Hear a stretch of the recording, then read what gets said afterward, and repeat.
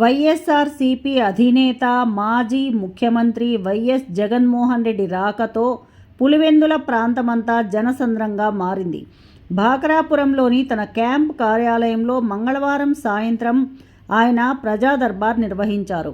ఈ దర్బార్లో కార్యకర్తలు, ప్రజలు, నేతలు, అభిమానులతో వైఎస్ జగన్ మమేకమయ్యారు. వారి బాధలు, కష్టాలు, సమస్యలు వింటూ నేనున్నాను అంటూ భరోసాతో పాటు ధైర్యాన్ని కల్పించారు. పులివెందుల ఇంకా చుట్టుపక్కల నియోజకవర్గాల నుంచి వచ్చిన ప్రజలను ఆప్యాయంగా పలకరించిన జగన్ వారి యోగక్షేమాలు అడిగి తెలుసుకొని వారి సమస్యలను ఓపిగ్గా విన్నారు. ప్రస్తుత ప్రభుత్వం నుంచి తమకు ఎలాంటి మేలు జరగడం లేదని వచ్చిన వారంతా తమ గోడును వైఎస్ జగన్కు వెళ్ళబోసుకున్నారు. అన్ని వర్గాలకు వైఎస్ఆర్సీపీ అండగా ఉంటుందని, వారి పక్షాన ప్రభుత్వాన్ని నిలదీస్తామని వారికి భరోసా ఇచ్చారు జగన్.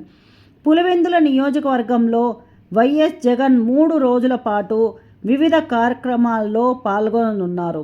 పర్యటనలో భాగంగా అరటి పంటలను పరిశీలించి కష్టాలలో ఉన్న రైతులను పరామర్శించనున్నారు జగన్.